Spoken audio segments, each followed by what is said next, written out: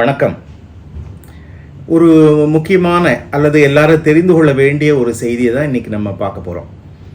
அது என்னென்னா, செய்தித்தாள்களில் கூட நீங்கள் பார்ப்பீங்க, தொலைக்காட்சியில் சொல்லுவாங்க, ஒரு இடைக்கால மனு தாக்கல் செய்தார் அல்லது இடைக்கால மனுவில் ஒரு ஆணை பிறப்பித்தார்கள் அப்படின்லாம் நீங்கள் கேள்விப்படலாம்.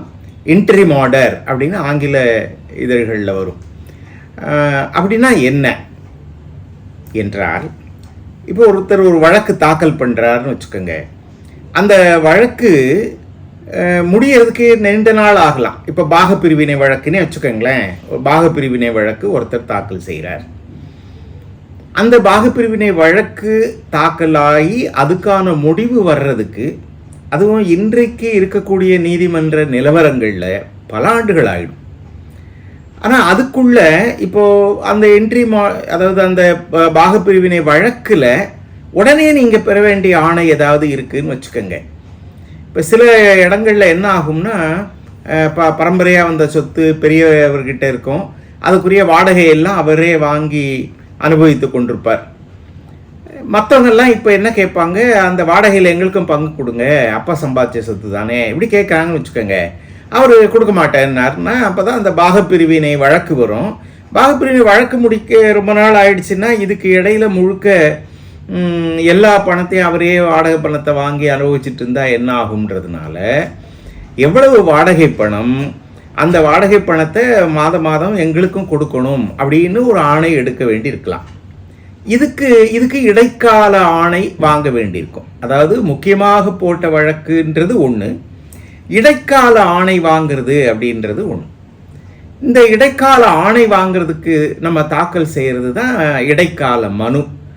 அதை இன்ட்ரிம் அப்ளிகேஷன்ஸ் அப்படின்னு நீதிமன்றத்தில் சொல்லுவோம். ஐஏ, பொதுவாக ஒரு ஐஏ ஃபைல் பண்ணுங்க அப்படின்வாங்க. இப்போ நான் சொன்னது, அந்த பாகப்பிரிவினை வழக்கில் சொத்து இது வாடகை வாங்குறாங்க, அதில் எங்களுக்கு வேணும்னு கேட்குறதுன்னு ஒன்று. ஆனால் அது மாதிரி நிறைய வரலாம். ஒரு வீடு, நம்ம நிலத்தில் வீடு கட்டுறார், இல்லை நம்ம நிலத்தை தாண்டி உள்ளே வர்றார், அப்படி வரக்கூடாதுன்னு வழக்கு போடுவீங்க. அது உள்ளே வர்றது தப்பா இல்லையான்னு தீர்ப்பு வர்றதுக்கு பல ஆண்டு ஆகும். அதுக்குள்ளே கட்டி முடிச்சிட்டாருன்னா என்ன பண்ணுறது? அதனால் கட்டக்கூடாதுன்னு ஒரு உடனடி ஆணை, இடைக்கால ஆணை ஒன்று வாங்கணும். அதில் நிறைய இருக்கு. இன்ஜங்ஷன்னு சொல்லுவோம், ஸ்டேன்னு சொல்லுவாங்க, அட்டாச்மெண்ட்டுன்னுவாங்க. அட்டாச்மெண்ட்னா ஒரு சொத்தை அவர் விற்ற போகிறாரு அதுக்குள்ளே, அதனால் சொத்தை விற்கக்கூடாதுன்னு ஒரு கோர்ட்டு ஒரு ஆணை பிறப்பிக்கும். நீங்கள் விற்கக்கூடாது இந்த சொத்தை, நீ இந்த வழக்கு முடிகிற வரையில். அது அட்டாச்மெண்ட். அந்த மாதிரி இடைக்கால ஆணை அப்படின்றது ஒவ்வொரு வழக்குக்கு ஏற்ற மாதிரி எல்லோரும் வாங்கலாம். நீங்கள் என்ன வழக்கு போட போகிறீங்கன்றதை பொறுத்து அதுக்கு தகுந்த இன்டரிம் ஆர்டர் என்ன இருந்தால் சரியாக இருக்கும்ன்றதையும் தாக்கல் பண்ணி கண்டிப்பாக வாங்கிறது தான் நல்லது. இல்லைன்னா என்ன ஆகும்னா, எல்லாருக்குமே தெரியும் இல்லையா, நீதிமன்றத்தில்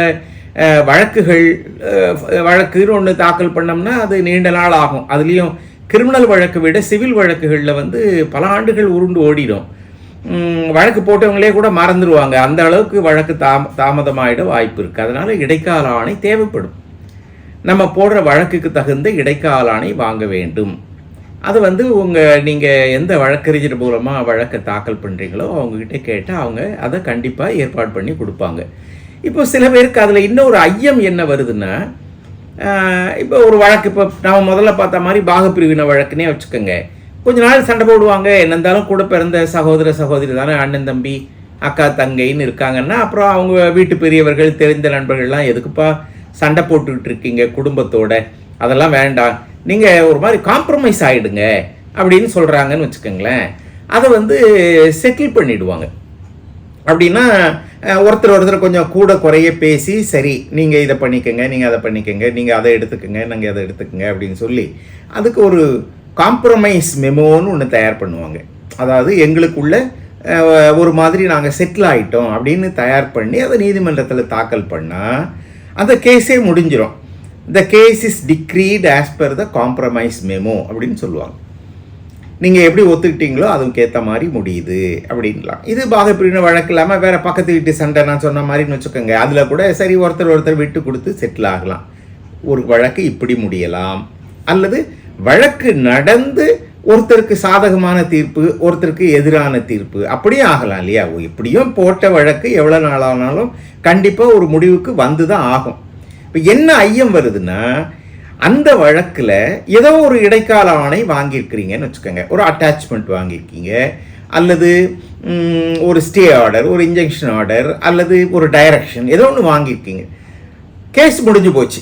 இப்போ இந்த இடைக்கால ஆணை என்ன ஆகும் அப்படின்ற கேள்வி நிறைய பேருக்கு இருக்கு. இடைக்கால ஆணை நீதிமன்ற ஆணை தானே, இப்போ வழக்கே முடிஞ்சு போச்சே, இப்போ அந்த இடைக்கால ஆணை என்ன ஆகும் அப்படின்னா, அதில் தெரிந்து கொள்ள வேண்டியது என்னன்னா, எப்போ அந்த முக்கியமான வழக்குன்னு ஒன்று போடுறோம் பாருங்க, நம்ம போட்ட வழக்கே காம்ப்ரமைஸ் மூலமாகவோ அல்லது ஏதாவது ஒரு ஆர்டர் பண்ணி கேஸே முடியுதுன்னா, அப்போவே எல்லா இன்ட்ரீம் அப்ளிகேஷன்ஸ்ன்னு சொல்லக்கூடிய இடைக்கால மனுவையும் க்ளோஸ் செய்து விடுவார்கள், இல்லாமல் போயிடும். இடைக்கால ஆணையும் இல்லாமல் போயிடும். உங்களுக்கு மெயின் கேஸே இல்லைன்னு ஆயிட்டதுக்கப்புறம் அதை பெண்டிங்கே இருக்காது கோர்ட்டில். அப்போ இடைக்கால ஆணை மட்டும் எப்படி இருக்கும்? இருக்க வாய்ப்பு இல்லை.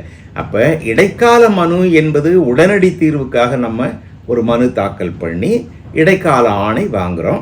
இந்த இடைக்கால ஆணை அந்த கேஸ் முக்கியமான வழக்கு என்ன போட்டோமோ அது உயிரோடு இருக்கிற வரையில தான் இந்த இடைக்கால மனு, இடைக்கால ஆணைன்றது இருக்கும்.